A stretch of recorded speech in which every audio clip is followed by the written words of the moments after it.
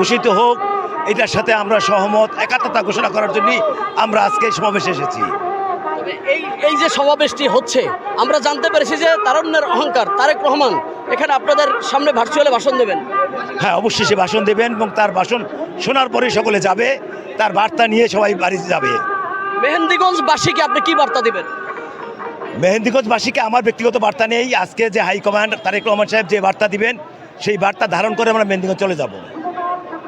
বেগম খালেদা জিয়া তিনবারের প্রধানমন্ত্রী, দীর্ঘ এক যুগ মানে 12টি বছর পরে যে সেনাকুঞ্জে যেভাবে ডক্টর মোহাম্মদ ইউনূস এবং তিন বাহিনী প্রধান যেভাবে তার সংবর্ধনা দিয়েছে, এটা আপনি কিভাবে দেখেন?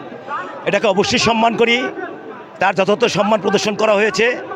উনি বাংলাদেশের মধ্যে বিতর্কহীন এক নেত্রী, নেতা, তার প্যারালাল এখন বাংলাদেশে কেউ নেই। এই যে কাতারের আমির বেগম খালেদা জিয়াকে, যিনি আপসহীন নেত্রী, তাকে কাতারের আমির যেভাবে চিকিৎসার জন্য যেভাবে বিদেশে নিয়ে গেছে, আবার বিদেশ থেকে দিয়ে গেছে, এটা কেমন লাগছে আপনার? অবশ্যই ভালো লাগছে, শুধু দেশে না দেশের বাইরেও তার যেন একটা স্বীকৃতি, শ্রদ্ধাবোধ আছে, সেটাই বহিঃপ্রকাশ, ভালোবাসা আছে, সহমর্মিতা আছে।